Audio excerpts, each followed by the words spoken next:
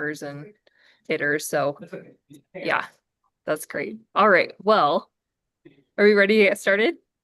Yeah, I'm just gonna get us going live on the YouTube. Make sure it's all right. I think we are ready to roll. Great. Okay, well, welcome everyone. Caitlin, helping to support McCall, who's a total rock star in pulling all of these materials together. So thank you, McCall. And as you all know, this is a follow-up to the meeting we had in August, and we're really going to be focusing in on just a few logistics to get through today. So, I mean, the big kind of whole bulk of the meeting today will be going through a work session, reviewing recommendations and the assessment tools. So those are all in your packet. If you want to go ahead and pull those up, take a look if you haven't had a chance yet. We will then have a break to kind of regroup as needed and give everyone a quick little, rest moment, but also make sure that we can come back together and get through consensus on the rulemaking recommendations, and then we'll talk about next steps. So it will be pretty straightforward. And again, just appreciate everyone's hard work as a part of this advisory council, because it is amazing how quickly and efficiently everything's come together. So thank you. And what I'm going to do is go ahead and go through roll call, and then I will turn over to McCall. And if anyone has any questions after that too, that's great. I'm just going to go through the list. And if you just want to say hi, then that's great. And I'm kind of dealing with one screen right now. So I think that might be the most efficient. So Nora's gonna hop on here in probably just a couple minutes. She's gonna be a couple minutes late. Lori. See her. Hi, Lori. And Penn. Good morning. Hi, everybody. My internet's a little spotty. I'm Ann Penn here in Livingston, Director of Student Support and Early Learning. Thanks, Ann. Karen Flipovich. Hi, Karen. Sorry, my mute was slow. Karen Filipovich, Director of Montana Head Start Association. Thanks, Karen. Colette. Hi, Colette Getton here in Great Falls, Montana. Marissa. Marissa Graybell. I'd say TK, early learning to 12th grade math enthusiast and support consultant here in Montana, in Helena. Awesome. Thanks, Marissa. Marie. Hi, Marie Judas, Senior Manager of It's Change. So it's Academic Outcomes and Instruction. Same thing. Very nice. Christine.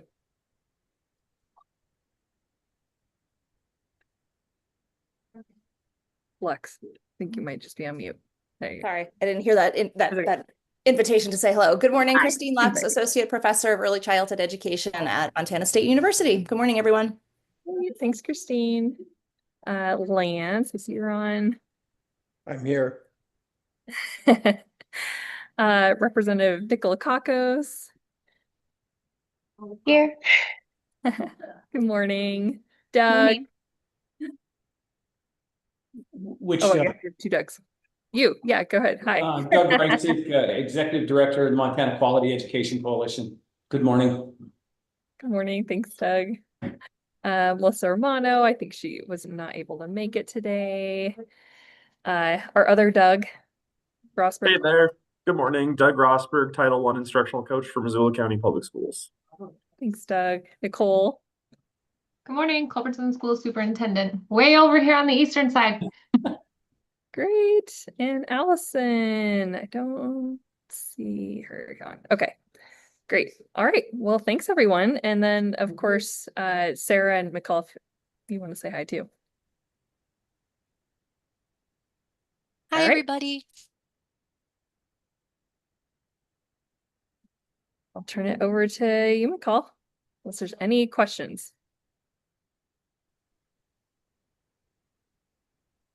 Great. Anyone have no questions before we get started for today? McCall, I just asked procedurally, I know we're talking sort of globally about the rule here and everything. Is there room within this agenda and or the rule notice for just making a technical adjustment to the class size ratio? Not looking to do anything substantive, but was visiting with Representative Nikolakakis, and we both had sort of reached the same conclusion that there's an internal inconsistency in 10.63.107 that may need to be addressed, but that could be for another day if that's not within the scope of the agenda or the rule notice. I think it's definitely worth discussing when we get to the early childhood education standards today under the work session and review. Frankly, the break time was for me to go back and make any changes if I need to, so that when we have the consensus time this after at 11:30, that you guys can see like the actual revisions, and it's not just like conceptual. And so we will have some time if we need to work on some things. So there's certainly an opportunity. Now, again, like we did last time, this is a consensus group, so you will need to convince your fellow advisory council members. So there will definitely be time to discuss that, and we can certainly pause when we get to that item. Anyone else have any other thoughts, questions when we get about anything else today? All right, before we jump into the work session, just wanted to see if anyone had any questions on the minutes from August 7th. Without objection, are we good to form consensus on those? Great. All right, let's jump into our work session. These rules will not be new. We reviewed these many of times. What we're going to do is we're going to look over 901, 902, and 903, and then we will jump into the early childhood education standards. I'll review all of the rules, and then Caitlin is going to guide you guys through the screening tool crosswalk and then that skills progression table. Those are those two documents that we put together for the literacy assessments that I think people really liked as sort of those additional tools for folks in the classroom that were really helpful, additional documents that we could put out to support folks in the field. So I will start with the evaluation methodology for the early literacy targeted interventions. I'll actually share my screen because I think it's just going to be easier to go that route. If I can find it. So I'm actually sharing a Word doc, not necessarily the PDF that's in your packet, just so I can make changes if folks have them as we're working in real time. Again, I don't necessarily anticipate that we will, but in the event that we do. So this is the evaluation methodology for early literacy targeted interventions. These are the rules that we adopted last time. Again, the revisions that you see here are mainly because of the passage of House Bill 338. Much of the striking here is due to the striking of literacy to really create the early targeted interventions, to bring in numeracy and to really create just to kind of make that more clear that it's the early targeted interventions that will have literacy and numeracy. So you'll see up here that we've taken out literacy. The title of the whole chapter will be Early Targeted Intervention Standards. 901 will be specific to literacy. And so you've seen that we take out literacy here.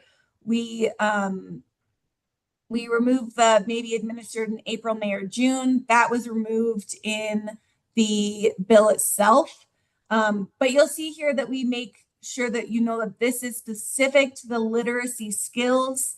And then that's why here, these are all the literacy skills specific to the early literacy target interventions. 903 is when we'll talk specifically to the numeracy targeted interventions. Lance, I see your hand up. Yeah, it's just strikes me that we see this language in front of us with the red line strikeout, and I'm wondering with regard to the removal of the limitation on evaluations being administered in those specified months under the old law, that it might be appropriate to clearly articulate that the evaluation methodology may be administered throughout the year.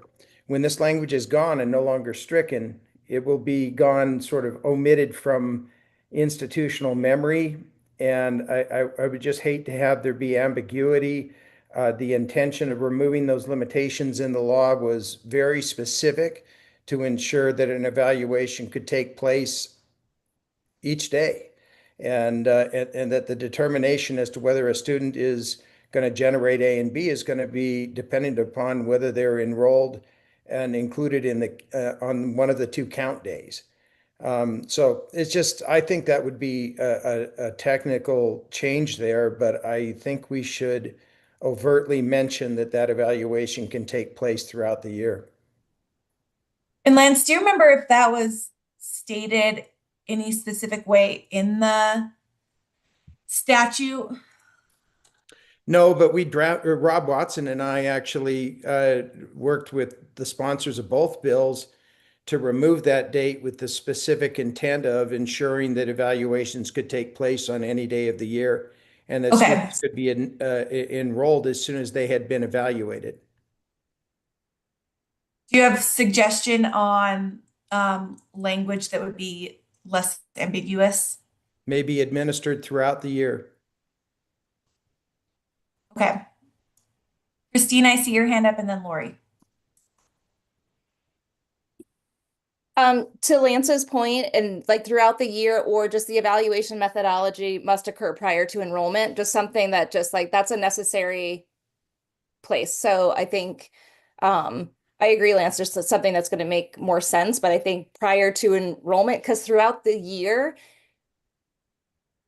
what we don't want to have happen is that an evaluation is happening far too early that wouldn't be representative of the child's support needs or need for intervention.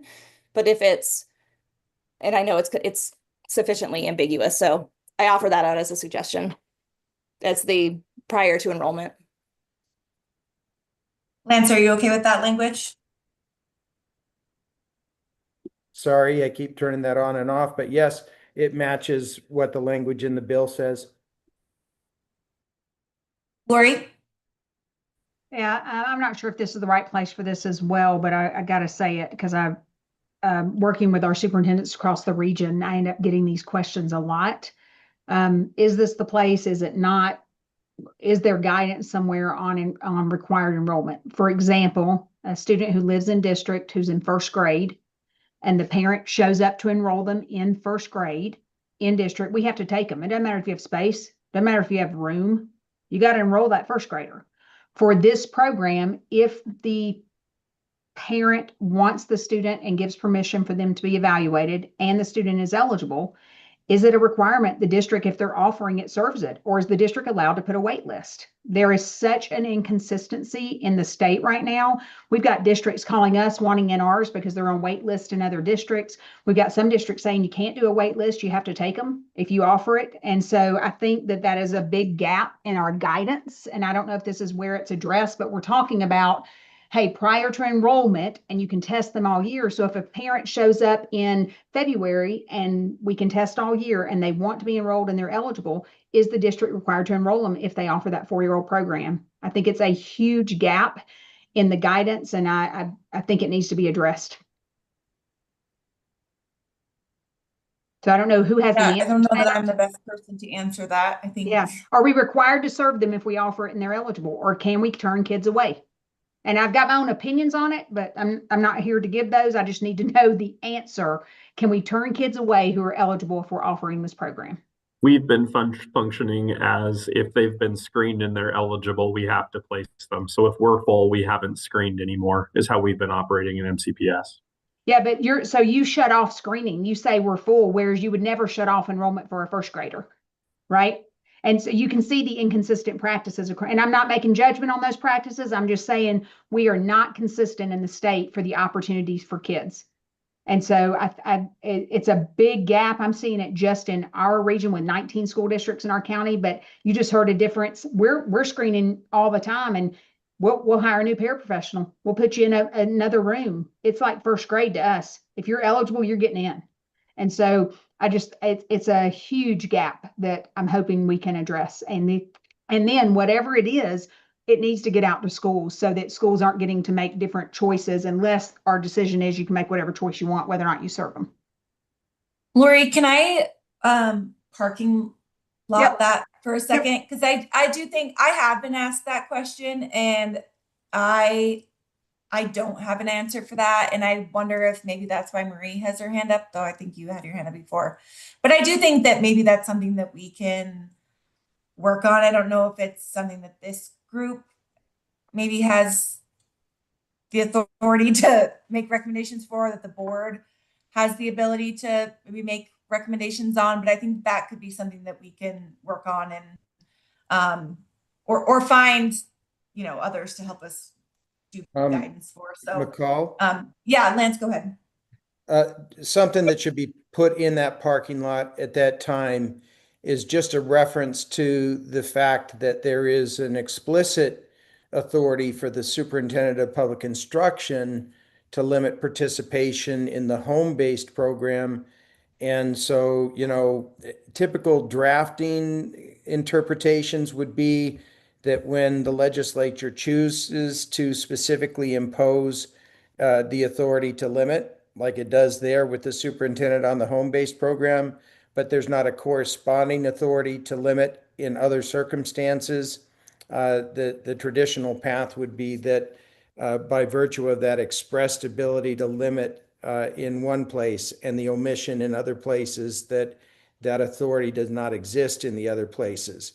Now, to complicate that further, there was in fact, under the old law, an effective deadline for evaluation, and you could turn off screening. You had to turn off screening. It could only occur during those particular months.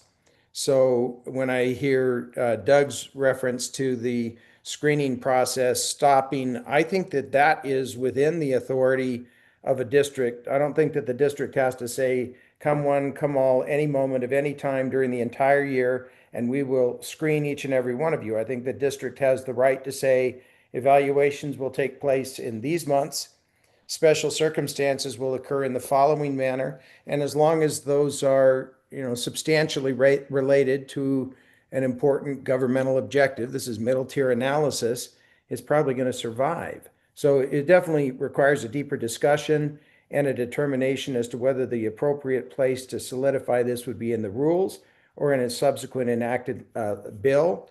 But the one thing I would want to be in the parking lot for now is just a reference to the fact that 20-7-1804 subsection 2 specifically makes the home-based program subject to the appropriation limit and basically a waiting list on a first come first served basis. Yeah, good point. Marie, before I head over to you, I just want to make sure I get this right. I'm fairly certain that this needs to be a must, right? Yes. The That's why my evaluation. hand was up. Oh, okay. I was going to say too. Mhm. Thank you.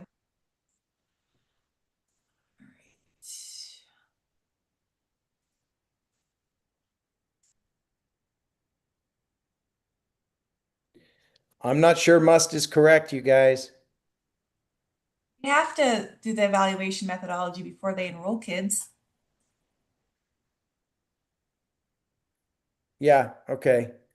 I'm sorry, I was still reading sort of the way we were reconfiguring this, but must be administered prior to enrollment is just a reiteration of what the code says. It's fine. Sorry. Evaluation methodology must be administered prior to enrollment and must assess at least one of the following literacy skills. I will make this change on the numeracy, so when we get there, just know that I will do so before we get to the consensus piece. Doug Reisig, I see your hand up. Just a quick question, Paul, but that follows along with Lance's previous comment that evaluation can take place anytime, correct? Correct. Thank you. And based on the conversation we just had, we're just basically clarifying that it can take place any point throughout the year as long as it's prior to when they're enrolling the student. Based on eligibility. Yep. Lori, I see your hand up. Yes, just for my own practical use, not for this document. The group's consensus, not formally, is that if we're full with our early literacy based on prior screenings, I don't have to screen anybody else the rest of the year. I think that would be up to how Right. your district. Up to the district, right? It's up to the district to say, we're not going to screen anymore because we're full. I I'm think just that's thinking about TBA. I think we need to get that into the parking lot and discuss it. Okay. I mean, because we're opening school right now and I've got kids who want to be screened. So I think that when we talk about practical, I know that's not, I know we're working on documents right now, but that impacts school districts right now. I need to decide whether or not to screen 3 kids who are waiting to be screened. So. Well, I'm assuming that Doug's district has a policy on that. And what's changed because it's just now, it used to be April, May, and June. So you didn't screen them anymore. So this, it's new now that you can screen whenever. So. Right. Okay, let's keep going. All right, so the second half of this document really is around the evaluation methodology screening tools. Really not much has changed here. I do want to bring your attention to the or math here, because I'll have a question for you when we get to the early childhood education standards on a change we'll just have to think about that we've overlooked earlier.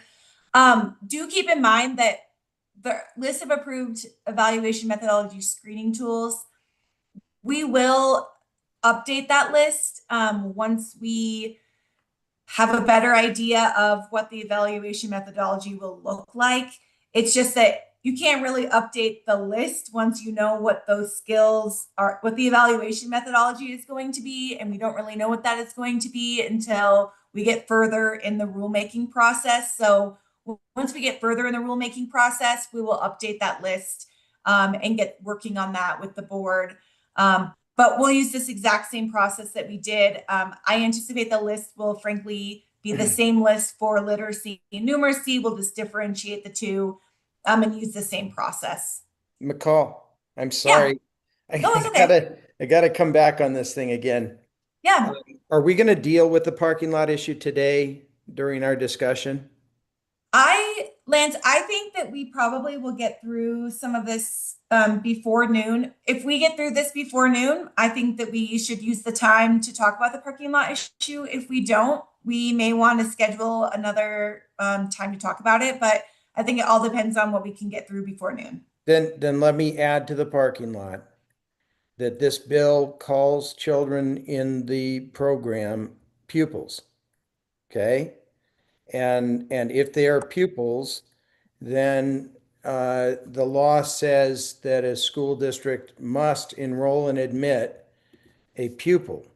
And so I want to make sure we tie the knot on this thing. And Lori's raised a very important issue, but it's fairly complicated, and I don't want to jump to conclusions on it. The other thing is in terms of the timing of that evaluation, and I apologize for suggesting the word used the overt authority to conduct the evaluation throughout the year. But the more that I think of it, I think that we are better off following what the bill itself says, and it does not use the term must. And I don't want to have an inadvertent consideration of that use of that term as mandating an evaluation if the district has in fact closed its evaluation horizon for that year, as Doug has referenced. So I know that's a mouthful and a bunch of stuff there, but I think maybe the must versus may in that original language, whether to leave it as you originally put it today, or to overtly mention that the evaluation may take place throughout the year, should be put in the parking lot, rather than use the term must when the bill itself says may. But I think may conduct the we can, evaluation. okay, we can parking lot it, but I think it says may because it may be in April, May, or June. Like it may be in April, it may be in June, but like it still has to be done to determine Actually, the eligibility. language explicitly says on page 22, the trustees may administer an evaluation methodology to a child who will be 4 years of age or older on or before September 10th. And so when we insert the sort of the after we did this, and I wanted it to be indicative that the evaluation could be administered throughout the year, and then we added in the element of must before enrollment. Must before enrollment is already in the bill. We don't need to restate it, but may throughout the year is better than okay. I'm just telling you, we're going to get ourselves tied in knots between the legislative drafting manual on when you use may, must, and shall. And it's the same reason I'm going to raise the issue about the technical flaw in how we're calculating class size ratios. And if I don't push that button now, I'm going to sit here 10 years later complaining about the fact that we didn't push that button now and resolve it. I mean, we can use the language may, and that all that basically means is a school district may decide to do early targeted interventions. And if they decide to do early targeted interventions, they have to do the evaluation methodology to determine eligibility. It already says the definition of a qualified student is a student who has been evaluated. We don't need to restate that in this rule. I mean, I'm looking at the language. I get what you're saying. It does say the trustees may administer an evaluation methodology. I very much understand what you're saying. So my point was to overtly say they may conduct the evaluation throughout the year. And then we got on to the track of must before enrollment, and the definition of a qualified student itself says must before enrollment. So I don't think we need it.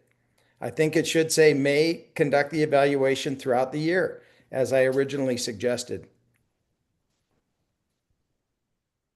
Christine? It's just, it becomes a developmental like authenticity, because if you evaluate a child who will be 4 on September 10th, so suppose you evaluate them October when they're 3, what you get that snapshot of in that October throughout the year may or may not, it's not going to provide good evidence for what that child needs or could be enrolled for 11 months later. That's the part of why we put the April, May, and June, because it gave some flexibility, but also honors understanding that snapshot of development at a time that would be school year language, April, May, June, that would be that kind of precursor to when that child would actually be in the targeted intervention program. And I'm sensitive to advocating for that developmental authenticity, kind of when we're doing this. I totally recognize and understand when you start to put time stamps, that's where folks get a little tripped up.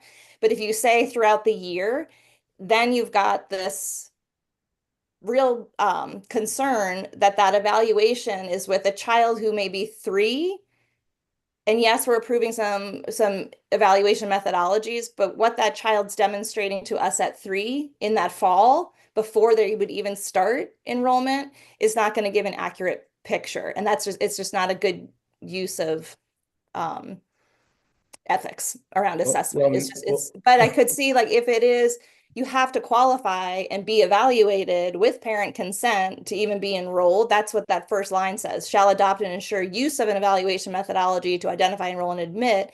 So if it means that we have to if we're striking a April, May, June, then maybe the whole thing gets struck, because we're saying you must assess the following skills. So I can see it both ways. And I just it's the ethics around assessment and the timing of it just gives me some pause.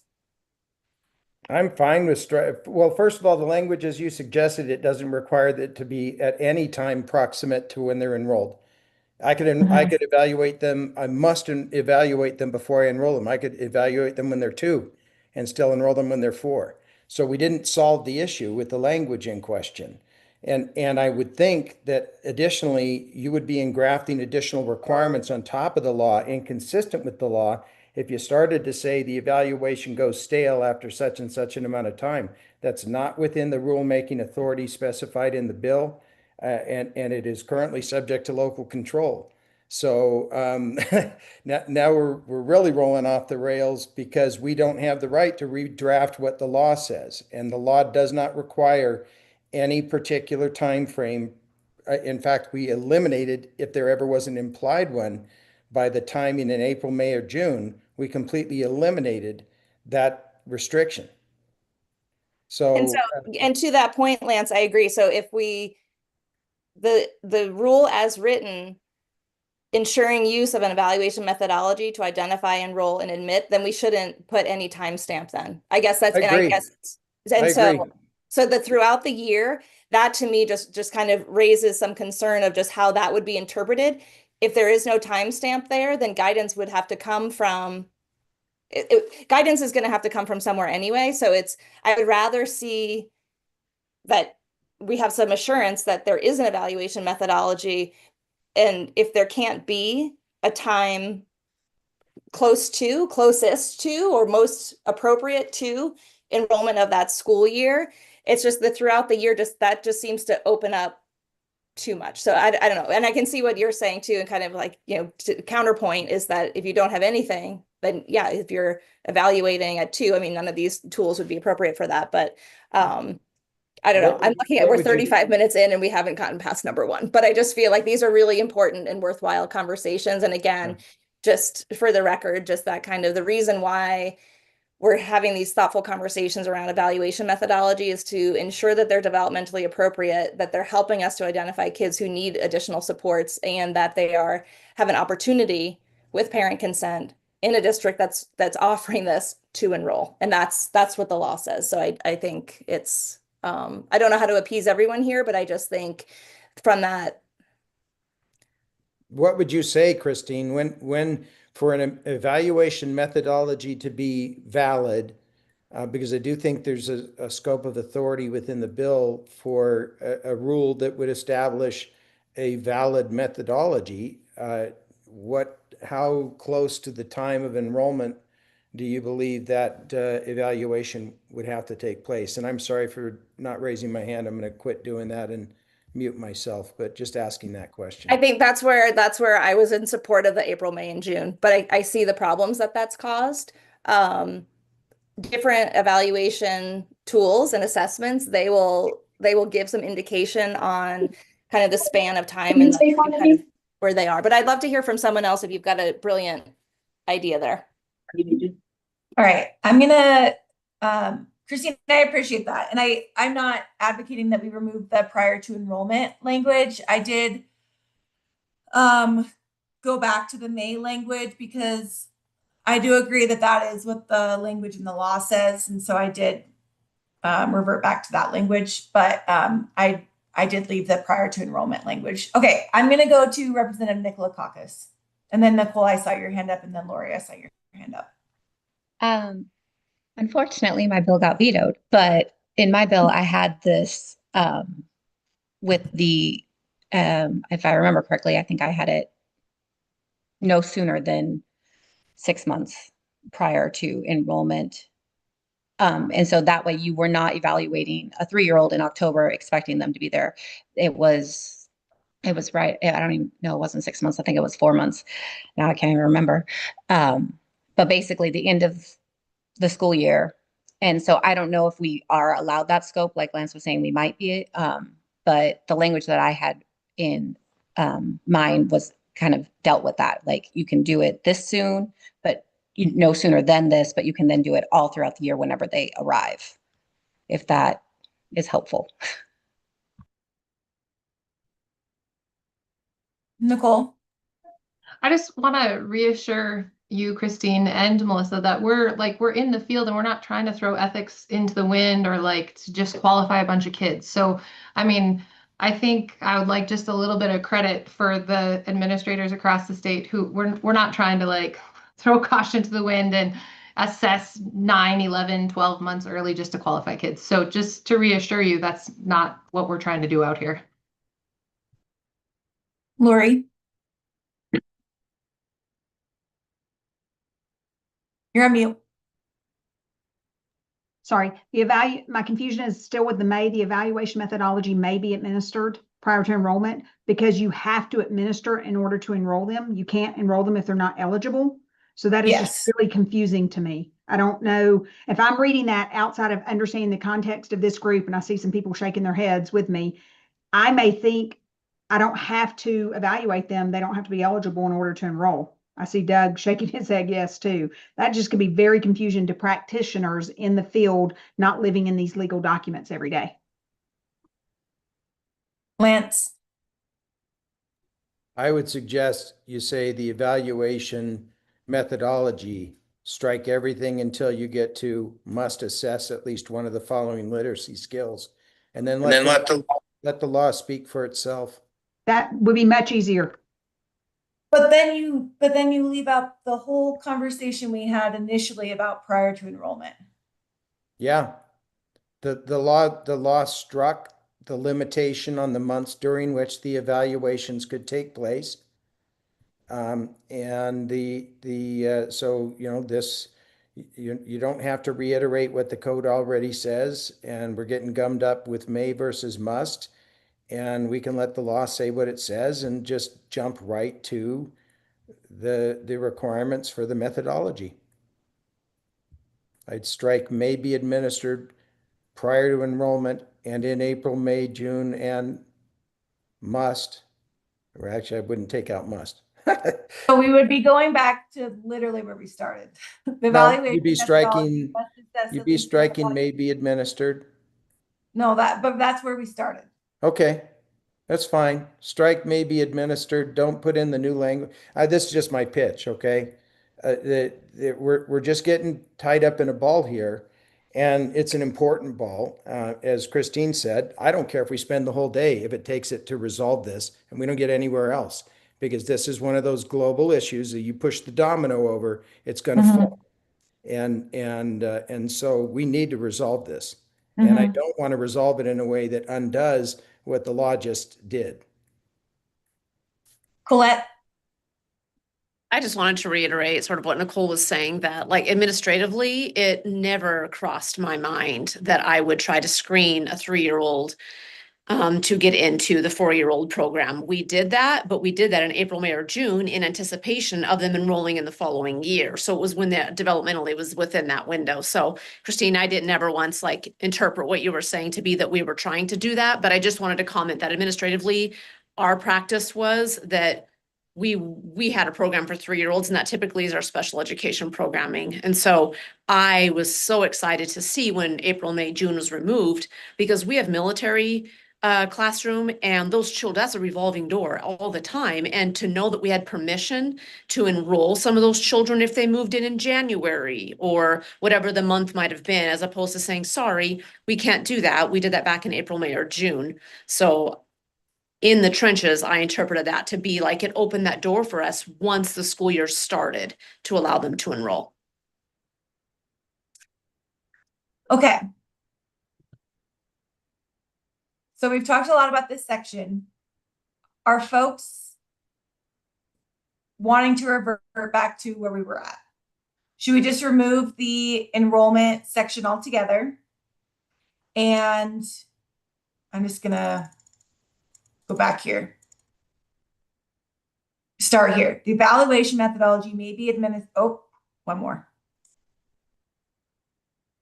The evaluation methodology must assess at least one of the following numeracy or literacy skills. Should we just take out the when altogether?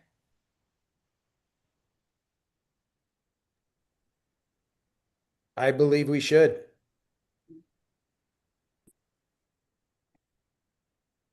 All right. We can always circle back if people have strong feelings as we continue this conversation. I think that would be fine. Marie has her hand up. Oh, too. sorry, Marie. Go ahead. Thank I think you. there's two conversations happening. One is about timing, and one is about you have to assess them before you can put them in the program. So I don't think we're addressing both of those things as it currently is. And I don't have the answer, but it feels like two separate things we're trying to put into one. Well, I think that's a good point. I think on the one hand, you don't get to be eligible without assessment, right? I think that is a no-brainer. You all at OPI are the ones tracking that. And so you can't be part of the program without being determined eligible using this evaluation methodology. I think timing, I think the legislation leaves that up to the district. And I don't know that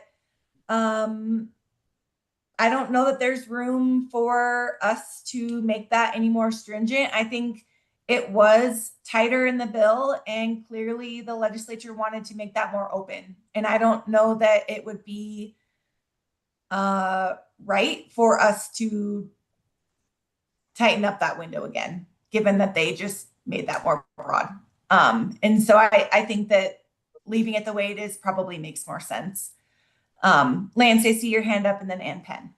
I just wanted to, in reference to Marie's reference on the fact that an evaluation has to take place, which I agree with her 100%.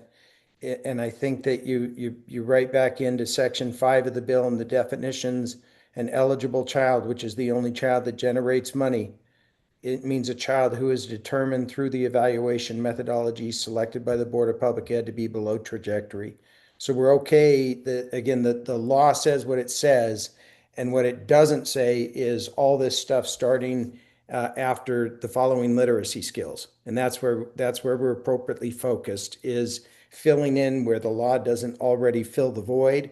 And, we all know this because we've all done it. I've done it in rulemaking myself over the years. There's no need to reiterate what the code already says, and there's too many rules out there that do just that.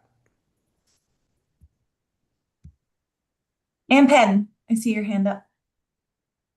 Yeah, I'm okay with leaving it the way it is now, but I was just thinking, Marie, would OPI be open to providing like a guideline or adding this to their guidelines document on like assessment timing? Because I know that's where like I would refer to like getting some, exemplar like guidance. And so maybe that would help. Did you just read my mind? Because I literally put it in the chat with the team, like, hey, we need guidance on when you should assess kids. Because I will say, overall, we know schools are doing their best, but there's some schools that probably did not implement the assessment or screener as the testing administrator manual said. And so outside of those timelines, like an end of year and using different cut scores, because they shouldn't use the same cut scores for the same kids at different times. So yes, I'm right there with you. Great suggestion. All right. You guys feel good about moving on then? All right. I see lots of thumbs up and smiles. All right.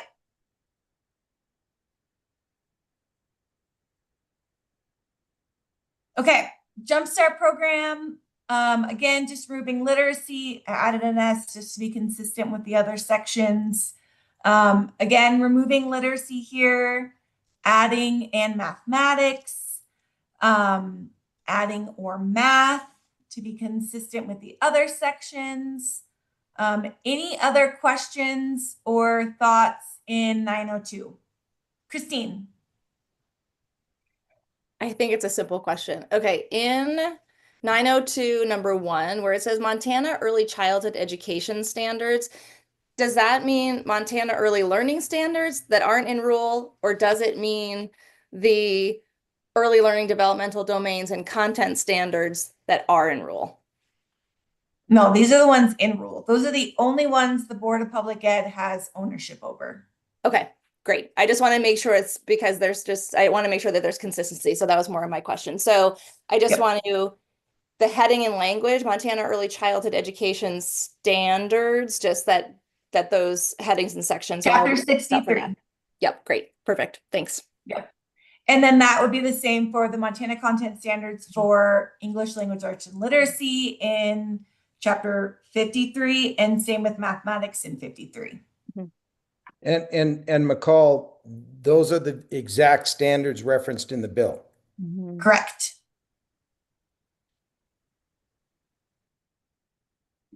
Yeah, we don't reference MELS anywhere. Okay, right. And that's what I was ensuring that I just want to make sure. Yep. Because if others who are advocating for MELS that they know, and I know that very clearly too, that MELS is not it's not in rule. Yep. Okay, great. Thank you. Thank you. All right, good to move on from 902. All right, look at us now, cruising. All right, 903. You'll see lots of striking because we're striking the temporary rule. This is the one that's in place for this school year, 2005, 2006. The new rule, 903 new rule, will be in place for 2006, 2007, or summer jumpstart program of next summer. I will show you the timeline as we talk about next steps. We might be able to adopt this as early as January, depending on if we get comments. But the latest I think it will be adopted is probably April, which I realize sounds late, but as you guys know, you'll typically know what the rules are prior to April. The board's meeting in March. Lori. Yeah, so districts looking to implement a math screener, when's the first time they would see a list of those proposed screeners so they can start doing some work before they're approved? Great question. I know it wouldn't be approved, but when's the first time they have an actual, here's going to be our recommended list and public comment and all that? Yeah, we are going to look at a list today. And these are just the ones that we had discussed at our last meeting, and ones that Sarah had compiled from some of the experts on the council and some research and best practices from other states. So we will have an idea today based on, assuming that there are no changes to the skill list. I don't know why there would be, but assuming there's not, that list will be what's included in the list of approved evaluation methodology screening tools. And then that would be what we would see. Probably, I would think we would want to see it go through the comments, which would be in January. Okay. So I know that that's probably not a ton I think of that's time. reasonable from a Okay. school district point of view. After January gets hard, if we really want to research and call vendors and talk to them and budget money. But I think, January is kind of the latest, but Yeah. I think January is reasonable for school districts to work with. I think the public comment deadline is, if I have my Secretary of State deadlines right, which I don't have the schedule yet for next year because it's not out yet, it will be like early January, and the board's meeting for responding to comments will be January 15th, 16th. If we don't have any comments, the board can literally adopt it at that meeting. And so we can compile that list for that meeting, and it can be public. So we would know then.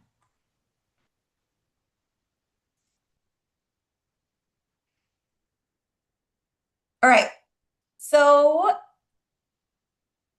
again, striking all of the first part from this school year, adding all of this, a new number 1. This is directly from 901, same language, although we are adding numeracy here for the following numeracy skills. I think the language should be the same. The district must maintain the evaluation methodology must assess at least one of the following skills. Oh, wait. Yes, so this should be the same as number 1 up above. So these are the areas that we put together from the last meeting. I've gone over them many, many times. So just want to show these to you now and give you some time. Let me actually scroll down so you can see all of them. Oh, shoot. Melissa, I see your hand up. I was looking over the list. Is there any way we could add cardinality to prior to kindergarten? Because I really do think that's a pretty important one. I know we have it prior to first grade, but I think prior to kindergarten also is a good place to start on that one.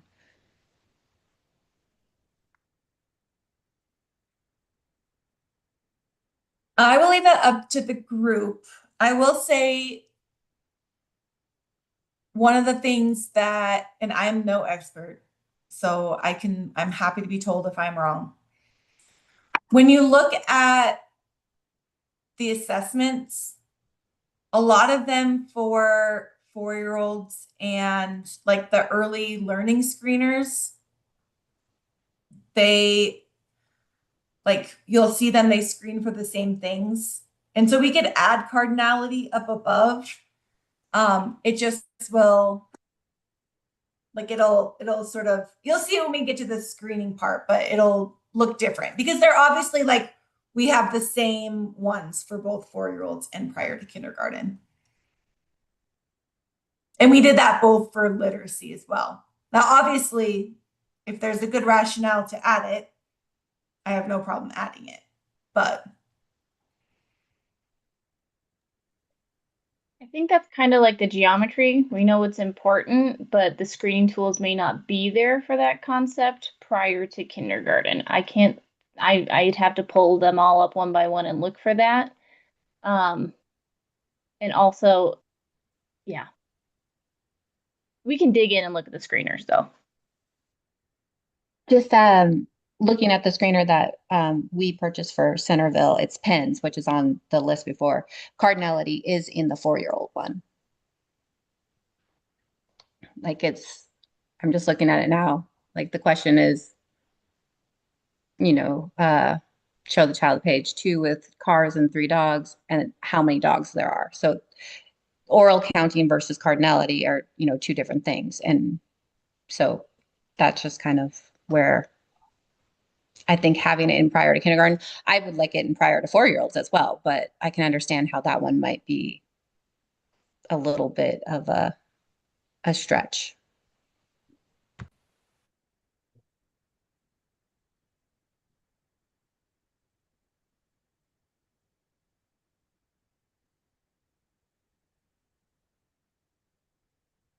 Christine?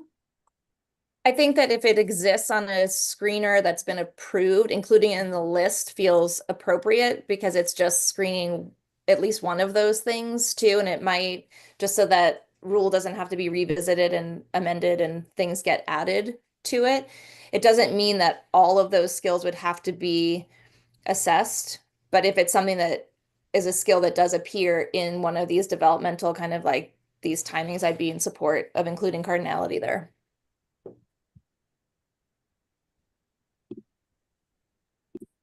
Sorry, Christine, can you say that again? So adding cardinality to prior to kindergarten, if it exists on an approved evaluation tool, including it here in the list. So 4-year-olds would be limited to oral, number naming, quantity, 1-to-1, and then prior to kindergarten would be oral counting, cardinality, just adding the cardinality part to it, to that point of if it exists on a tool for 4-year-olds that's appropriate, including it there makes sense. For kindergarten, you mean? I think because was it 4-year-old, Melissa? Is that what you had said? Yeah, this one is for a 4-year-old. It's the PENS one. But adding it to the prior to kindergarten, this one. Ooh, right? You want to add it prior to kindergarten, because that's where you would screen it. Yeah, you want to add it here. Melissa, does that one give you a sub-score for cardinality? Because that would be fantastic and it makes it really easy. I think part of it is if you can't get a sub-score, then. I do not have the sub-scores in my pictures of Okay. This was a kind of a quick conversation with our math teacher. I was like, hey, which ones are we using? And this was the one that she showed me that they picked.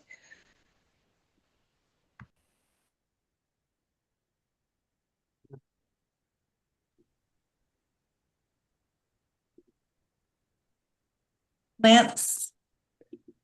McCall, I'm out of my league here, okay? And I defer to the experts, but I also want us to avoid unintentionally limiting opportunity for kids. And so I know you guys you want there to be a very valid process for evaluation, and so do I.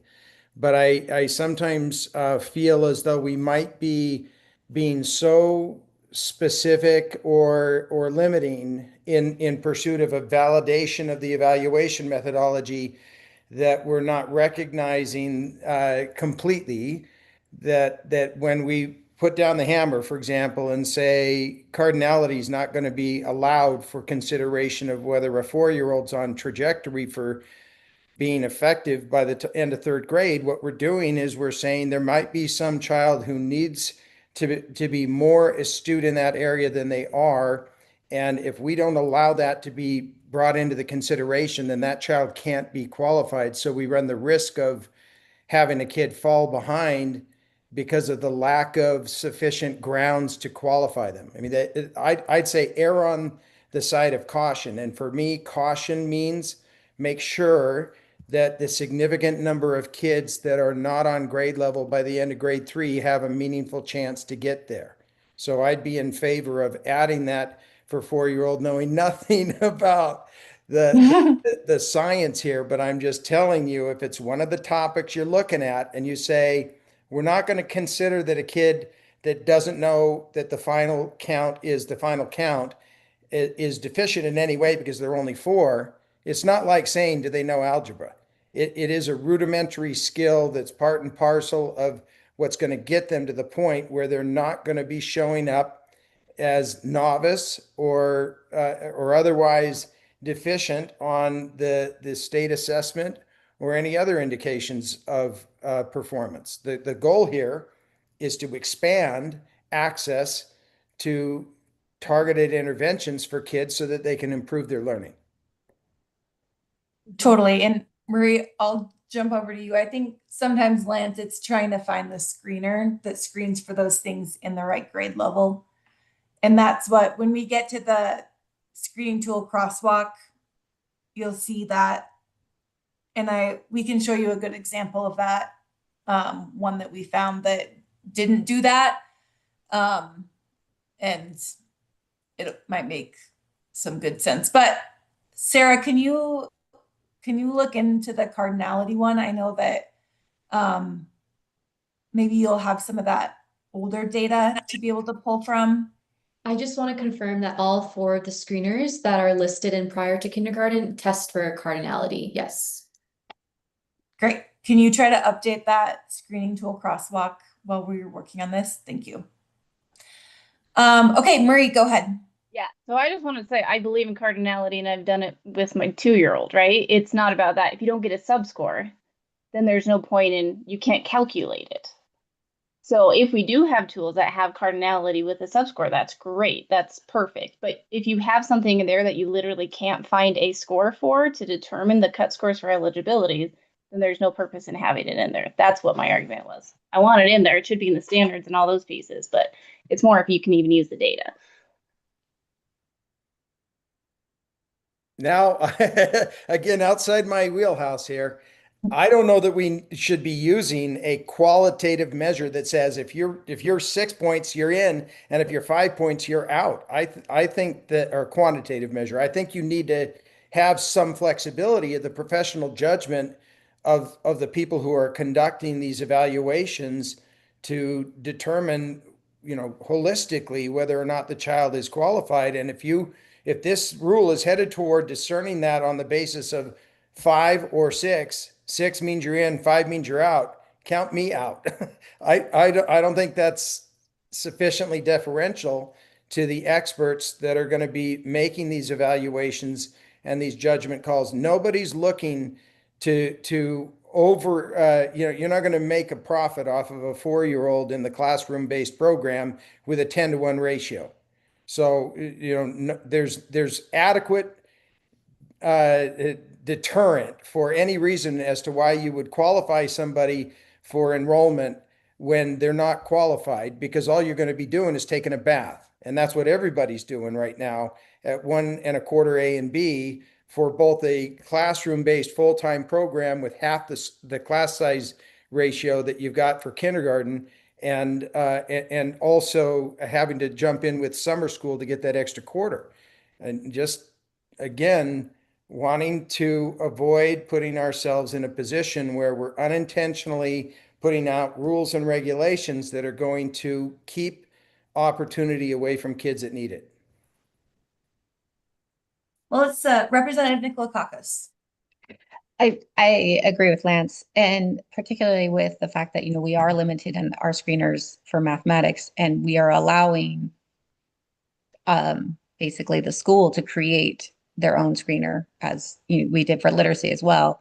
I think making sure that we have that in there and be like, hey, this is an important aspect too. And I do believe it is actually, cardinality is actually in a lot of the screeners. The subset, I don't know. But I think in the PENS, it's like once you've failed 3 things, then you've failed the test.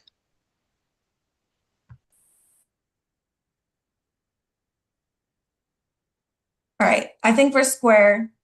I think you'll see it when we get to the screen tools crosswalk, that we'll have it all on there organized. What I'm going to do is, what you see here, they're kind of all jumbled together. I'm going to organize them like the A, B, C, D based on the progression table, so that they make sense and they flow nicely.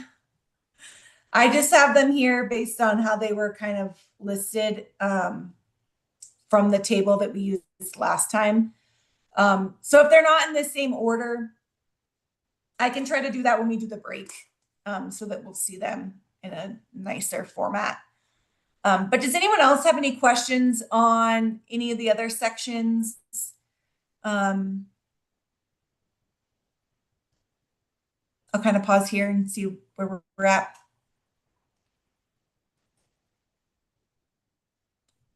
All right. Again, the rest of this is the exact same as what we saw up above. The list of evaluation methodology screening tools, like I said, the numeracy piece will be incorporated into the literacy piece. The process will be the exact same. All right, we are to the end of chapter 54. I'm going to stop sharing here. And I am going to save that. I'm going to share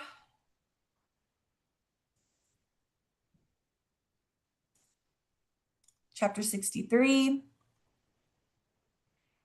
maybe.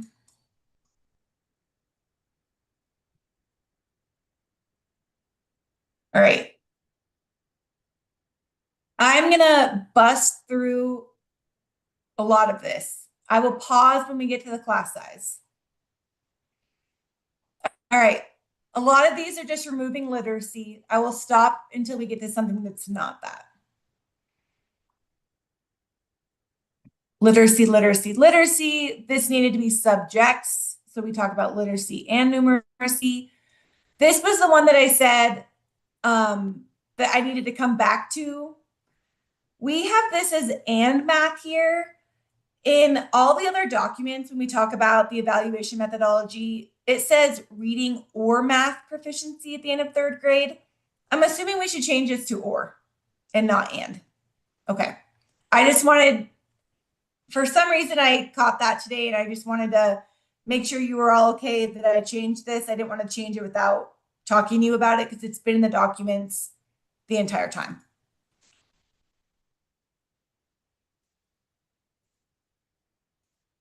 Okay. So that is an or. Save that.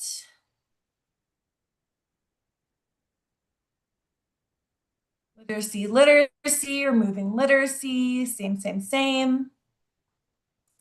Teacher assignments, paraprofessional.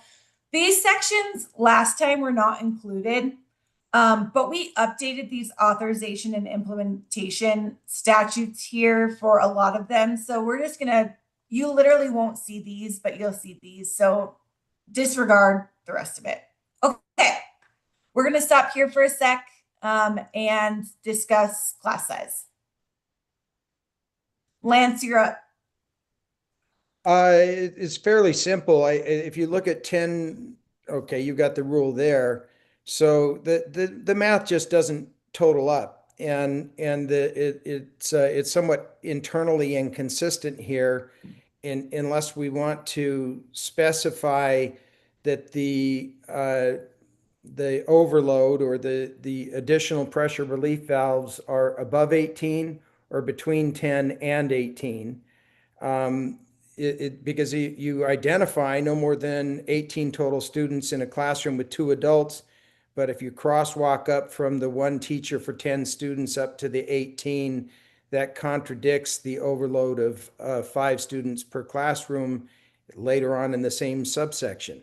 You'd need 12 hours of parapro in order to get up to 18. And I think I'm not arguing that we should do that, by the way. I think our intent when we put this together, and you may remember my pushback, and I'm going to continue to push back on it, and I will completely respect when you guys tell me to go soak my head in a mop bucket. But the bottom line is our members are getting killed out there. One A and B for, just do the math, guys. 80 to, I think I'm charitable now, let's say 85 to 95% of your budget's going for teacher salaries and benefits in your general fund budget. And we've set a standard, and I understand why. And I remember you guys telling me no, even when I came back and told you it's not penning out. But we don't want to compress this any further. And with regard to this particular issue, this is somewhat convoluted, because if you read the last half of subsection 1, it says that you went overload to the tune of 4 hours by virtue of a 12-hour obligation of parapro to get you up to 18 from 10.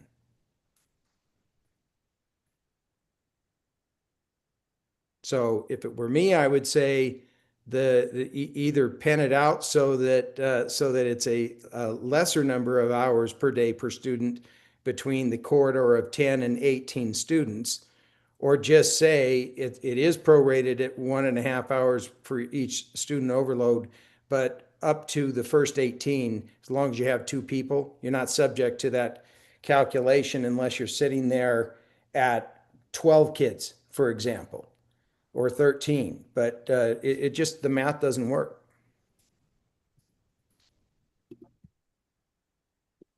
Do you have a suggestion?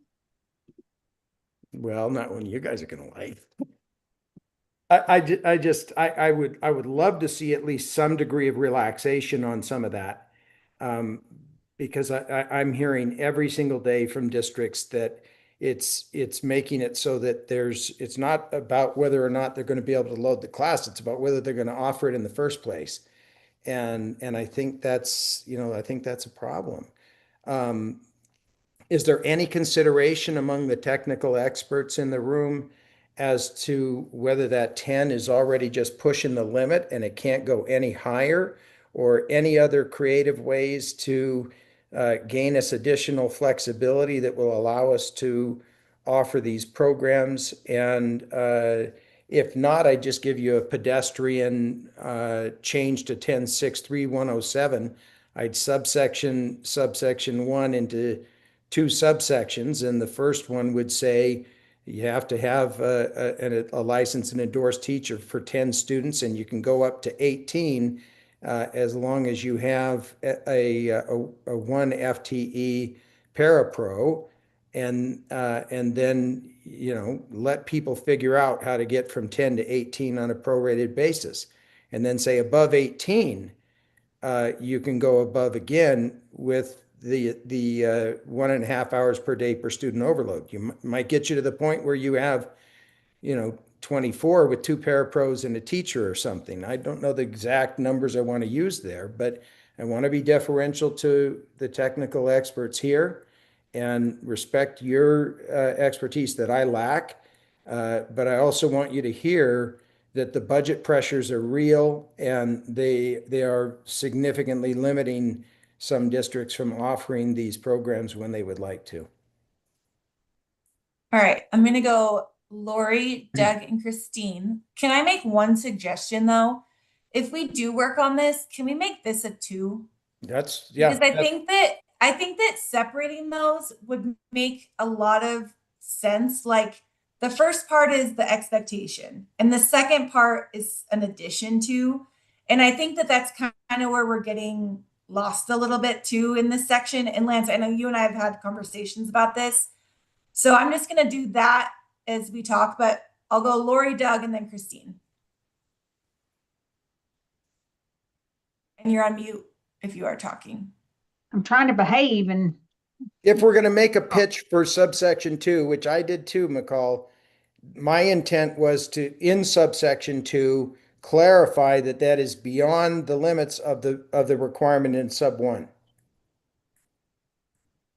That was my pitch. And I'm not saying that it needs to go. I already see the shaking heads, but that they do not work together.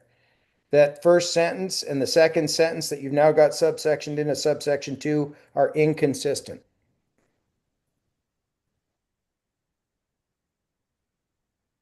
Lori. Yeah, I just want to say, I reiterate what Lance said and what Nicole said earlier. Schools aren't trying to do poorly by kids, but if we have to turn kids away, they get no service. And, you know, any kind of flexibility we can have, it's hard to say, well, I'm not going to screen anymore because if I put one more kid in there, I have to pay $40,000 in salaries and benefits for a paraprofessional, and then that kid gets nothing. So I just think it's something to consider. Doug? I guess I just want to emphasize that I can't see any circumstance ever where one of these classrooms should be above the 18 students. In MCPS, we've been pretty consistently within 16 to 18 in all of our rooms with the 2 adults. I think even if you were at 13, the 2 adults would be very much required in order to have a functional classroom. I guess my preference would be to make sure that the 10 to 18 with the additional 1.0 would be the overage, and absolutely in no circumstances should you be able to go over 18. Christine?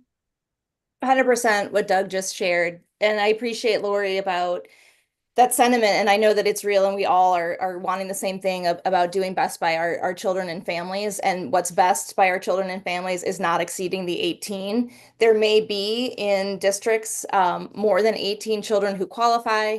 That then means a second classroom. And if that can't be possible, this is where we look to in strong evidence across Head Start partnerships, recognizing there are other community-based programs that can serve to quality and safety. Over 18 is not safe for children, so it wouldn't be appropriate. And I think that the overage question, by separating out, here's the number 1, 18 max, that's front and center. That seems to be the space that we just really need to honor out of respect for children and just ensuring safety, quality, and so forth. And then this overage, Doug, I think you put that right, and you certainly know the language better and how this translates to rule.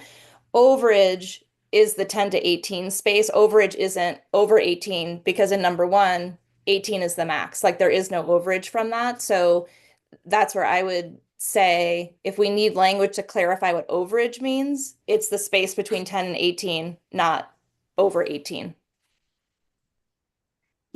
And before I move on to other folks, yeah, I would argue that this almost gives you 23. And that's probably why this needs to be cleared up. I'll go Colette, Lance, and Penn, and then Nicole. I would just absolutely echo what Christine just said, I mean, number one for me, and it always has been, is safety and high quality. We could put 23, 25 kids in a classroom, then it becomes more of a supervised daycare setting, and the high quality piece of it is just really washed out. We've never exceeded 18, and we have 3 children with IEPs in every class. Those children, technically, in my mind, I always tell teachers, they almost count as 2 students in a classroom.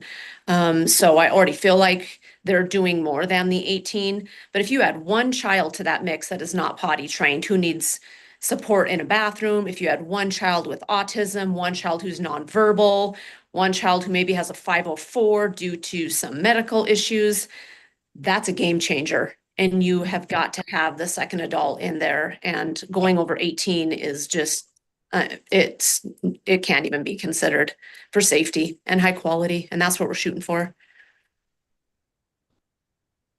Lance? Well, at least what I heard, and I hope I didn't, but I think I did, is that if you have 13, you have to have an entire 1 FTE extra person. That's what I thought I heard Doug say. That does not match what the current rule says. I'll just dissent.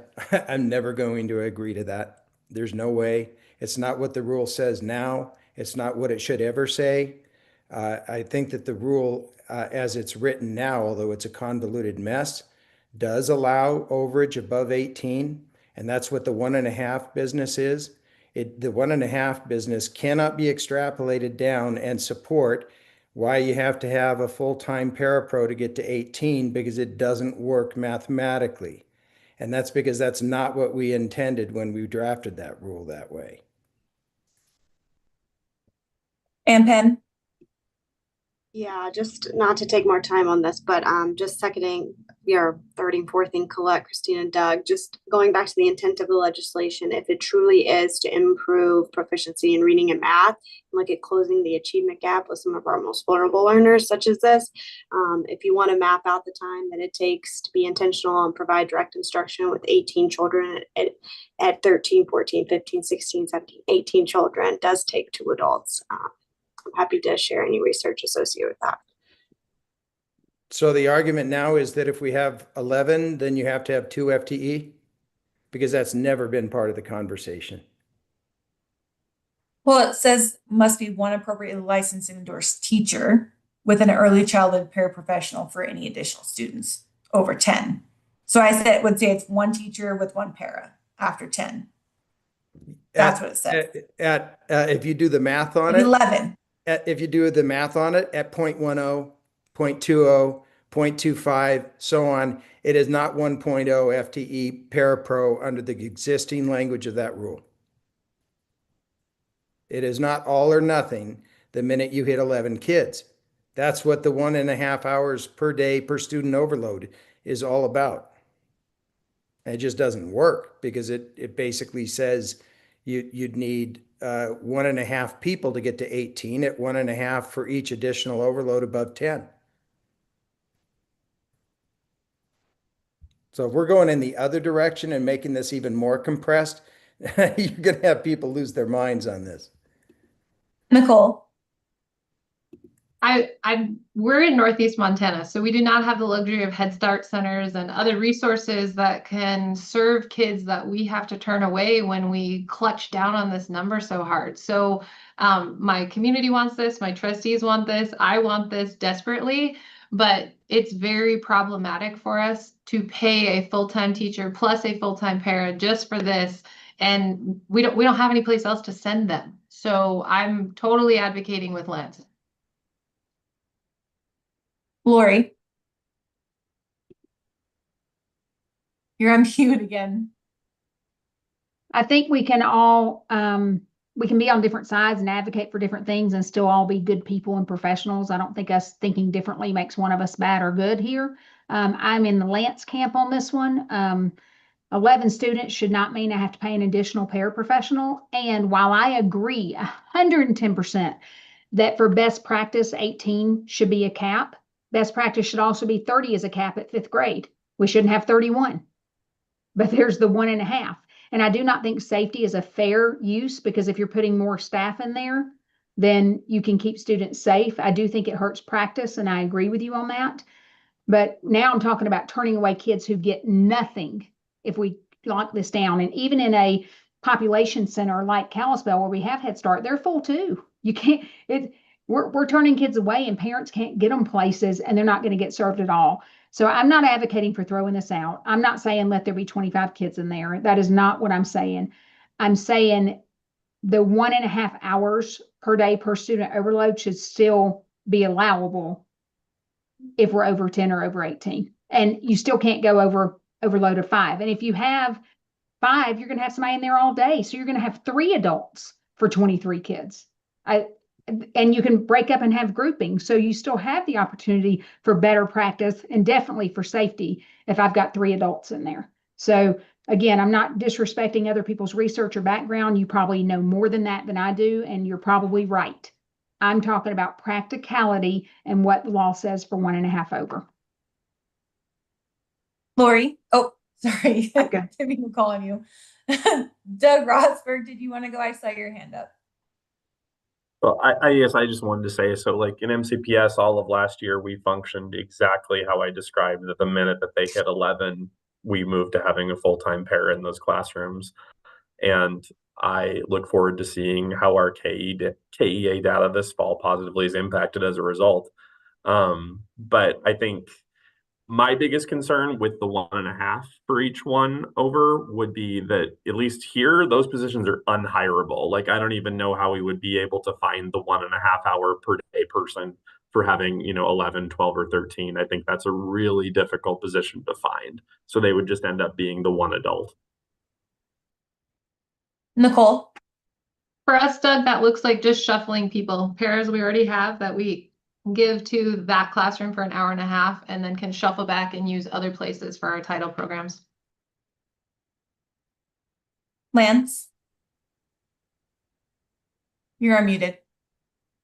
Sorry about that. I think this is really just sort of illustrating that we may not have had a common understanding when we first put this stuff together. And I want to reiterate my respect for the people doing this work in the room here and on this task force. I look to you for guidance on this, and I'm hearing you loud and clear. I think that the way that I had been reading this rule was just that the second half didn't compute with the proration of how you get to 18, and that it would require 1.5, 12 hours a day to get to that extra 8 students, when we were saying in there that you could have 2 people for 18 students. And I think, if you're looking for sort of common ground or meeting in the middle on this, I would reluctantly give up. I would not quit asserting the necessity, but I guess I would reluctantly give up the idea of having 23 students with 3 people.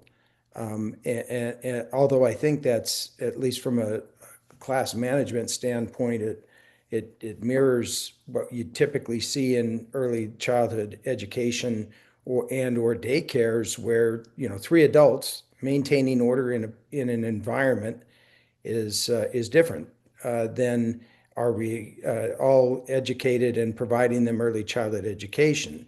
The other thing I would go for here is that I think when we talked about the example of an IEP kid, that's all going to be separately determined by the IEP document, and you can't double count if a kid's in there 100% of the time because the IEP says this child needs one-on-one. You're not going to be able to use that person to count toward your satisfaction of FTE to get to 18 because the person's already been tapped out. So, in a nutshell, if you had something in here, what I was trying to illustrate was that we really needed something saying you need the 1.0 teacher for 10 kids, and you can go up to 18 on a prorated basis by adding FTE equivalents of a parapro, so that we don't have a mathematical conflict between what is now subsection 1 and subsection 2.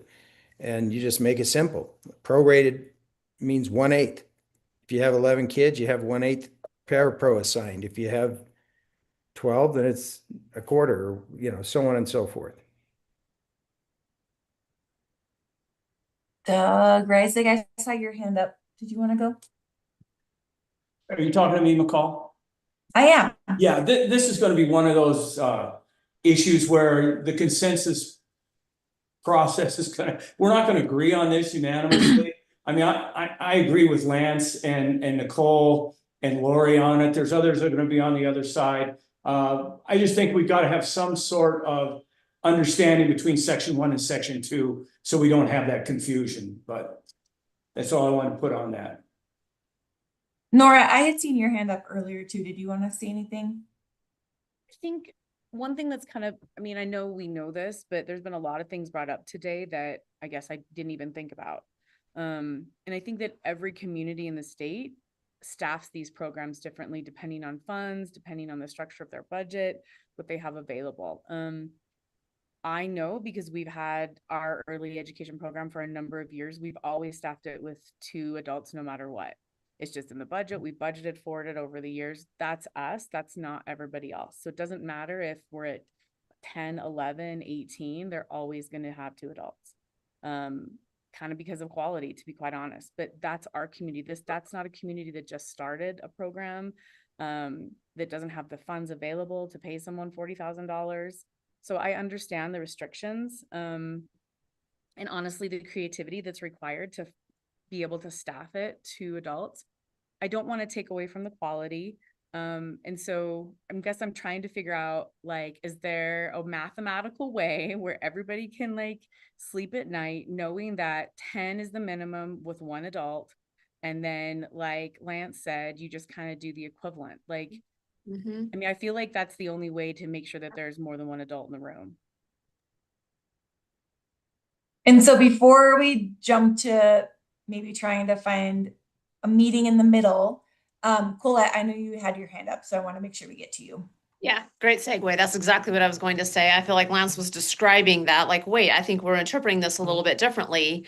And if we take the whole 23 out of it and we're talking about adding a parapro after 10 students, and then with the flexibility that they were discussing in some of those schools where they don't have to hire somebody, I think that's that even ground. That's it right there.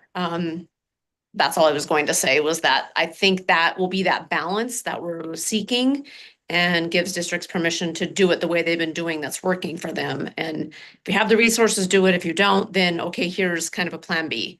So I think that's a great happy medium. We just have to clarify that a little bit more in the language to never exceed that 18.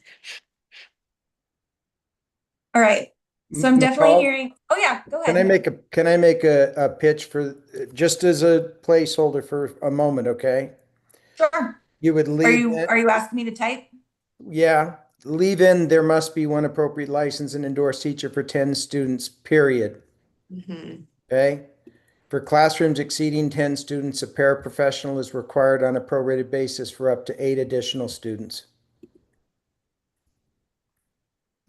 Sorry, I'm doing my tracking. Okay. Hey, Lance, does prorated work out? I'm not doing the math in my head right now. Does prorated work out to 1.5 hours? No, it's more relaxed than More that. flexible, right? Yeah, So it would be 1/8, 10 2/8, 3/8, 4/8 for the 8 but kids. it would be prorated to 18, and 18's the hard stop. Yeah. Right? Yeah. So you have to have 2 people at a prorated up to 18. But if you had 1 class of 10 and 1 class of 12, you don't have, the class of 12 would not have to have a full-time paraprofessional. They'd have to have a 2/8. Yeah, for 11 kids, 1/8, for 12 kids, a quarter, and you just go 2, 4, 6, 8 in quarters basically, and then it's 1/8 FTE parapro for each additional child up to 18, which is a hard stop. And so at 18, it's 8/8, which is a full paraprofessional. Yeah, which I think matches what we had in here in saying with 18 total students in a classroom with 2 adults. And then I guess I would strike the rest of the language if we had that in there, sort of the whole $64,000 question was, is that a mathematical error? And was it denoting how you get from 10 to 18, or did it suggest you could go over 18? And I'm hearing from people here that wouldn't be educationally sound. And I wish that were not the case, because I know it's not fiscally sound, or we're just going to have to go pursue something that says 1 1/4 A and B just for the classroom program to even this out. And if if you run the numbers and you figure out what it takes to run a kindergarten class and what it takes to run a targeted intervention class, and you're getting the same one A and B full-time equivalent, it really does not pan out, and we got to make it pan out. But I don't know that you do that by forcing some sort of a change in the ratios over the guidance of experts that are on this task force that say that just wouldn't be right. Lance, can you say what I was supposed to type again? For classrooms exceeding 10 students, a paraprofessional is required on a prorated basis for up to 8 additional students. Classrooms exceeding 10 students. Keep going. A paraprofessional is required on a prorated basis for up to 8 additional students. Let me give you one more double down exclamation point sentence. At 18 students, 1.0 FTE teacher and 1.0 paraprofessional are required. Licensed and endorsed teacher? Yeah, whatever, Oh, wait, however no. we're using the cadence within the rule already says one appropriately licensed and endorsed teacher for 10 students. So, whether But it just says with 2 adults. yeah, you can. 18 students, 2 adult. Well, okay, wait. Well, it says in a classroom with 2 adults, and we're back to one of them has to be, based on the first sentence in that rule, a properly licensed and endorsed teacher. So that's just drafting. If you want to reiterate that standard, that's fine. If you want to say it, because we're not looking for an escape hatch here. We know that there has to be a properly licensed and endorsed teacher for 10 kids, and that you can have 2 people, one of which must be a properly licensed and endorsed teacher, the other of which can be a parapro when you have 18. Classrooms exceeding 10 students, paraprofessionals required on a prorated basis for up to 8 additional students. At 18 students, 1.0 FTE teacher and 1.0 paraprofessional are required.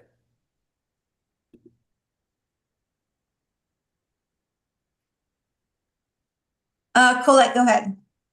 Just my comment would be kind of playing devil's advocate is that, and we talk about, we're barely able to pay the teachers. I remember this being a huge concern when we initiated Jumpstart.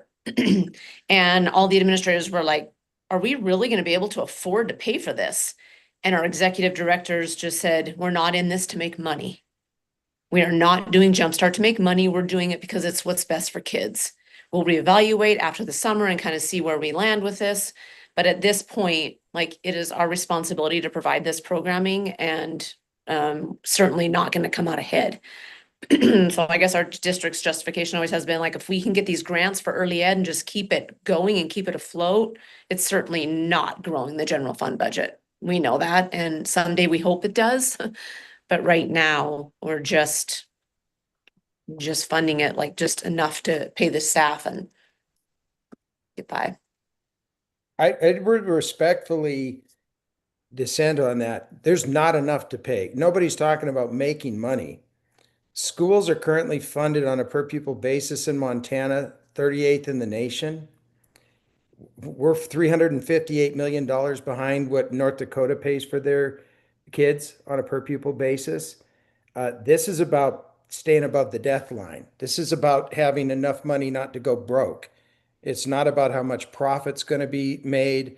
And there's certainly no argument from me that anybody should be turning a profit of any kind on this program. And I just want to draw that line in the sand for all of you.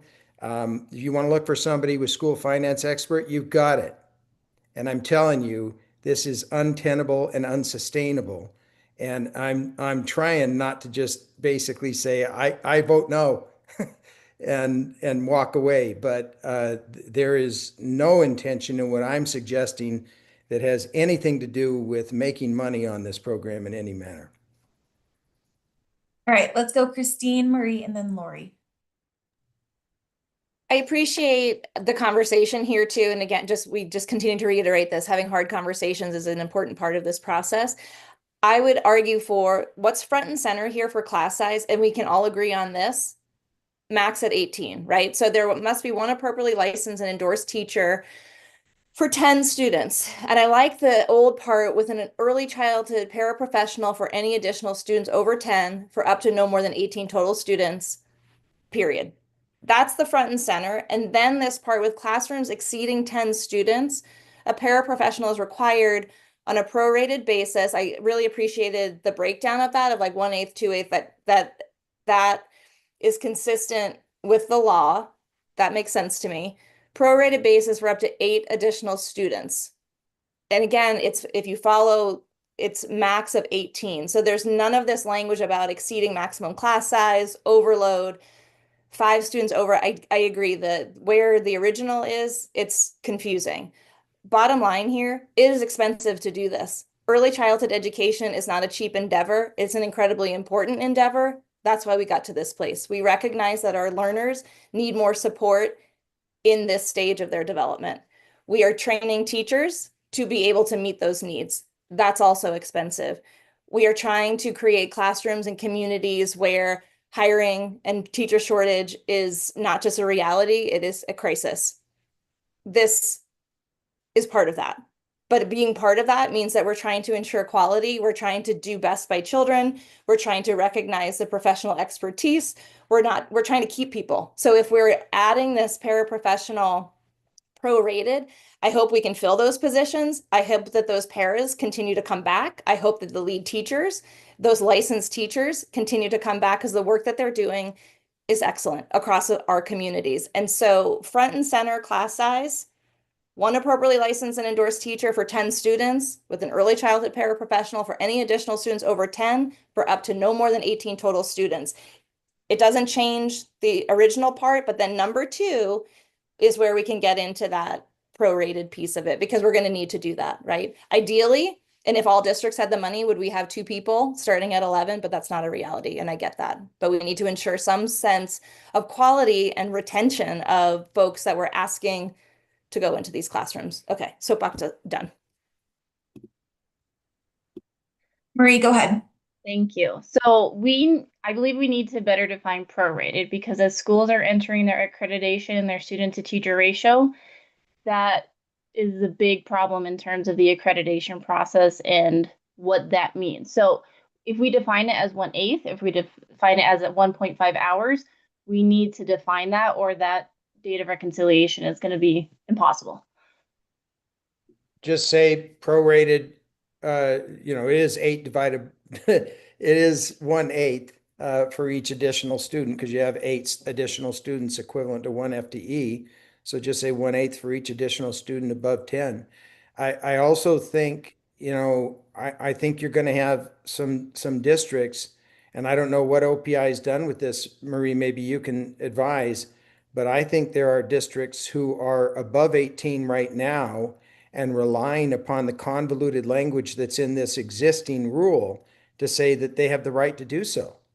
That it was 18 for 2 people, and then you got to go overload 1.5 for each hour of additional, or each student, you see the language that we've stricken in there. So I think you're going to have districts who say, I reported to OPI and they validated when I had 25 kids. And I crosswalked my way up to it on the 1.5 hours for additional kids above 18. And so, maybe we need to know better what the practice has been out there and what OPI has validated out there before I unintentionally concede something that's going to put a bunch of people that are currently in compliance out of compliance. Maybe this is something we can't resolve right now. I mean, it sounds to me like if you've added a new element in there, tell me, what have you guys done? Has there been anybody that's reported to you that they have 25 kids, or, doing the math on that and assuming that 18 was just sort of sitting there not working with the second sentence, but you knew you could have 18 with 2 adults. I know that. And I think that's crystal clear. Whether y'all had to have those 2 at 11, like Doug is suggesting, and I understand and respect what his point of view is on that, or whether you were able to prorate it on the fly without any guidance, so be it. But if there are districts out there that have 25 kids in a class and they're using the 1.5 hours to do so, then we need to know that. All right, Lori, I'm going to go to you.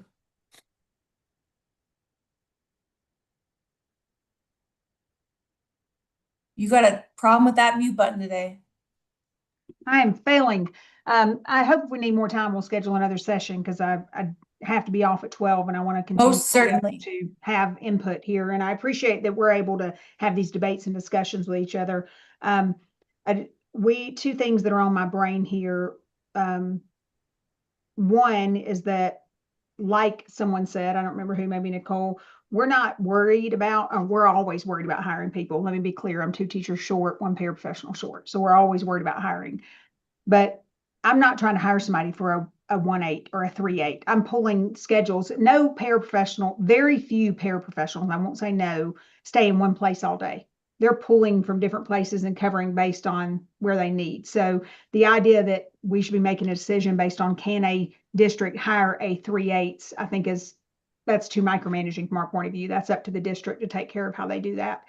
And secondly, we're losing approximately $20,000 off early literacy this year. We'll never break even, and we're not going to make money for sure. So we have our 2 highest paid teachers. Coincidentally, they're our best skilled teachers are our teachers, and we have a full-time paraprofessional. That is just for salaries. We're losing 20,000.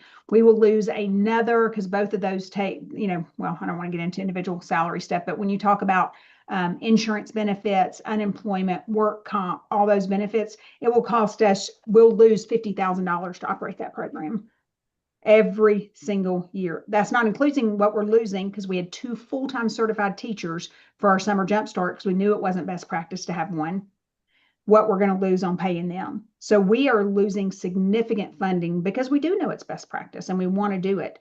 So I think we got to be careful to make sweeping judgments of how schools will staff these. I have to have a full-time person for a 2/8 job. I can't hire somebody for 2/8. And thinking that, hey, if we cared about best practice, we would just budget for it. We can't pass a levy or a bond in our district, and we can only spend what the state and local gives us. It has nothing to do about not caring about best practice. It has everything to do about trying to be able to pay the bills and keep the program operational. And so I think that the flexibility, as much as we can tolerate, should be there. And I don't think that it's kind of like an IEP. There is the golden standard and there's what we can meet. I think we've got to be careful writing rules that are golden standard. We all know that it would be best to do what we've said. I mean, to have 1 to 10, I'd say, man, 2 to 10 would be best. But we're not talking about best, we're talking about minimum. So I take us back to, let's write the bare minimum of what's acceptable, not what's best, so that more districts have the flexibility to make this available to our youngest and most vulnerable learners. The harder we make this, the less likely districts are going to do it. All right, I'm going to bring us back to the language. Lance, I'm going to let you go, but we got to get back to the language here. Go ahead. I'll say it very quickly, just taking Lori's example in a microcosm. You got $6,400 a kid if you've got a full-time program. Now, I know some of you will probably say it's not really appropriate to go all the way to full-time, but let's assume you can. That's one economy of scale. Serve the kids on a full-time basis. Those 10 kids that require 1 teacher are going to generate at max budget level 64 grand. And they're going to generate 51.2 at base. And so if you're in Lori's situation, probably closer to base than max, maybe you got a smidgen of an above base levy, but that's, you're talking about salary for a teacher who's a member of a collective bargaining agreement, and we certainly aspire to paying our teachers more than 51,200, assuming that you could still load the TRS on the countywide retirement levy. But, now you get to 18 kids and, it definitely pins right out with what Lori's telling you. You're underwater significantly, and what you're doing is robbing Peter to pay Paul. So the question is now not whether or not you're going to serve these kids well, it's who are you going to serve less well in order to serve them at a minimum level necessary to pay for the cost of the classroom. So that is just, making sure that voice is heard here. And I think Lori is very articulate and just want to echo that. So sorry to take you a moment aside there. Thanks. Well, thank you. All right, I'm going to bring us back to this language. As you guys were talking, I tried to incorporate in here what I gathered were some really important elements from what I think people wanted to keep as part of the conversation and what I think I heard as some concessions folks were making as well. So there must be one appropriately licensed and endorsed teacher for 10 students, period. We want to make that really clear. With classrooms exceeding 10 students, an early childhood paraprofessional is required to be prorated at 1/8 for up to 8 additional students. At 18 students, one appropriately licensed and endorsed teacher and one early childhood paraprofessional are required for up to no more than 18 total students in a classroom with 2 adults, period. Does it need to say early childhood paraprofessional? Can't it just say paraprofessional? Yes. No, because for 4-year-old classrooms, this is the standard. Right, I'm just trying to figure out the definition. That was the language that was there before. Right, what's the definition of early childhood paraprofessional versus paraprofessional? Early childhood paraprofessional supervision is right here. Early childhood paraprofessional qualifications is right there. But isn't that the same Carl, for there's no, paraprofessionals? yeah, there's no separate qualifications to become designated. It's by virtue of the role. It's just what we reference them for the 4-year-old classroom. Okay, and so there's it's the same qualification. childhood It's education just what we're calling it. that we use for them around like developmental appropriateness, different language that we use around like the responsibilities. It's just in the early childhood education standard. But it's the same standard for any other paraprofessional I hire. I'm not having to worry about different credentials. Correct. We Okay. just, given that they're for the 4-year-olds, it is a bit different in that we reference them that way. But I can have a teacher who's a 5th grade paraprofessional half day, go be my early childhood paraprofessional the other half under the same. For sure. But you should read the standards. Yeah. Yes. I mean, they're all supervised by a teacher. So yeah, as long as it doesn't change my hiring practice. So does anyone have any additional questions here? I think- realize this is. I think we need, with what Marie said earlier, for clarity at OPI, and again, with my little asterisk, we got to know what they've been validating already. That you would say 1/8 for each additional student for up to 8 additional students.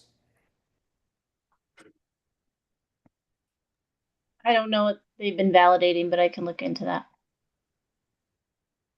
And can we put the pause on this until we know that answer? I mean, if I have 50 districts out there that said, I've got 23 kids, or I have a class of 27, I got 2 teachers and 1 parapro. There's a lot of different ways this could be configured. By the way, I think that example would be just fine, because just because you happen to have them in the same classroom together, if you've got 2 fully licensed and endorsed teachers and 1 parapro, that would work. But there might be other examples out there, and I don't want to unintentionally outlaw something that's already occurring on the bleeding edge of the fiscal analysis here.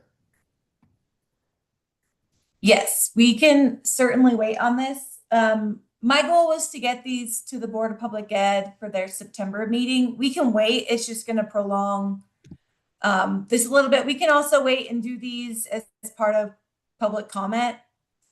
But yeah, we can pause on this a little bit. Christine, I see your hand up. I was just going to make a suggestion for this language because I think that this prorated piece of it for clarity for districts makes sense to me, that we need clarity and this is our opportunity to get some of that clarity. But I still argue for like separating out into 1 and 2 and keeping that original language, 1 appropriately licensed and endorsed teacher for 10 students with an early childhood paraprofessional for any additional students over 10 for up to no more than 18 total students. As a stand, like that has to be that number 1. I just feel like the passionate space that all of us are in, whether for larger class size or, keeping it here, that's the leading piece of it. Yes, could there be, are there things happening above 18? We need to know about that and help to support districts to ensure quality and safety and adherence to the standards. And there should be, I think that we need to do that. And I appreciate what you're saying, Lance, is finding out what's happening now, but in addressing and kind of revisiting rule and revising it, where we're responding to and incorporating the original intent of the bill, the original intent of just the kind of the developmental space of it. I just would advocate for that. And McCall, if that's a public comment piece that I'm happy to send separately. I just think that 1 for 10, anything over needs a para. How we get to that para, how that's prorated, that's spelled out in number 2. I think that is what I'm advocating for, but that 1 for 10. So Christine, I'm sorry, I'm not tracking you. So you're saying 1 here to period and then move this to 2? I would say that original language, it was a more comprehensive statement about 1 appropriately licensed teacher for 10 with an early childhood paraprofessional for any additional with up to no more than 18 students. That captures that space. And then how the over 10, how the para is prorated, that's its own piece. So you're saying move this to 1 and then move everything like from here to 2? Yes. All right. I'll work on that. And Penn and then Lance. Yeah, I kept hearing the word prorated, but I think we wrote on the 3rd line, McCall, appropriated. I just thank you. Wanted to change that. Autocorrect. Lance, go ahead. I think that we have to know how this has been interpreted and enforced up until now, because if it has been interpreted and enforced in the manner that I believe it has, which is with more flexibility than the way we're revising this, then you've got a rule that has a projected fiscal impact that is subject to very rigorous and specific procedures for consideration by the legislature, and with a delayed effective date. You would have if OPI has been allowing up to 18 with 2 adults and then overload at 1.5 hours each beyond that, and we're eliminating that, and it would be completely reasonable for OPI to have interpreted the convoluted rule as it was written to allow that, then we are imposing a significant fiscal impact associated with this rule. And that triggers the provisions in the law that slow this down and require that it be presented for a fiscal note and delayed until the following legislature meets and either determines that they're going to fund it or not. I mean, am I, you know what I'm talking about, McCall, the law about that? No, I understand. I don't know if they have the data, great. Would be helpful to know. I don't know when we're going to know it. It would be great. Do you know, Marie? Okay. I've emailed and asked Nicole to pull that. Okay, Christine, I think it's very convoluted. So don't mind all the red line because that's not actually accurate. But I We think agree that we're not approving any of this yet. You're going to work on it, get a chance to look at it again. Yes. Okay. And I know we only have a couple minutes left, so really quickly, I'm just going to ask that you read this, and then I'm going to kind of pivot us here, if that's okay. It's good enough to put a pin in it for now, I think. Okay. Okay, here's what I'm going to do. I think we have enough to work on well, a couple things. I was hoping to bring this to the Board of Public Ed at their 11th and 12th meeting. I think we have enough to do that we could bring them some of the packages that we have done. I think we get that off the table. Even if we just have this one section that we're working on, I think that we can form consensus around the ones that we have done. And I think you guys can do that quickly here. The one package that we don't have done, I think we can work on. And if you guys want to work on between now and the November meeting, I think that we could quickly do that and then go out for rulemaking all in November on all the packages. So we can have another meeting between now and then. We can do the screening tool crosswalk between now and then. We can do the skill progression table. We weren't going to go out for rulemaking until November anyways.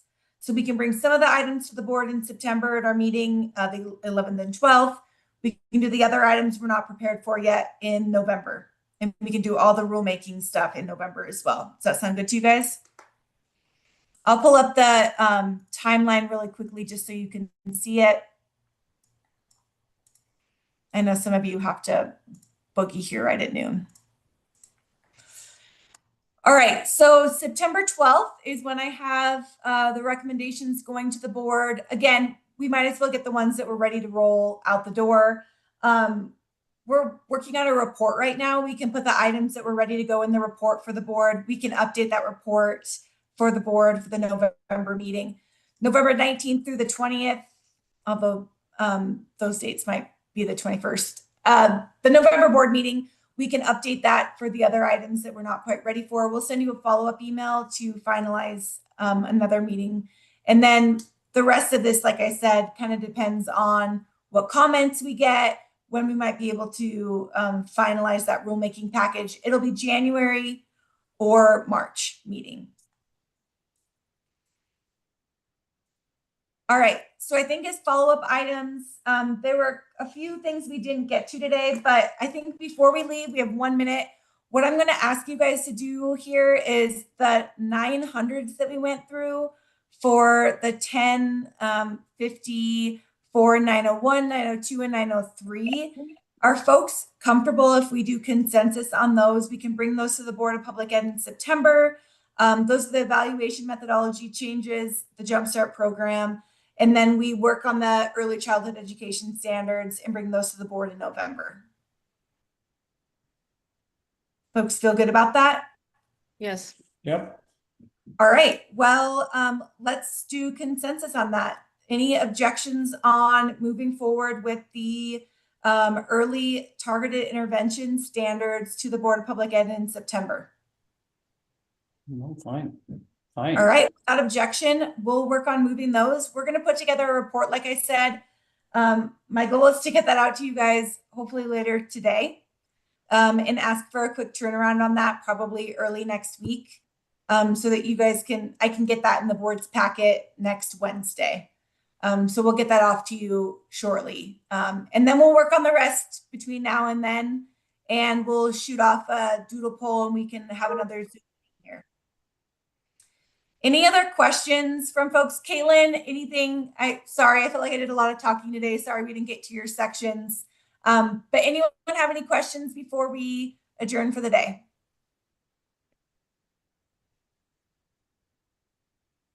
All right. Thank you guys for good work today.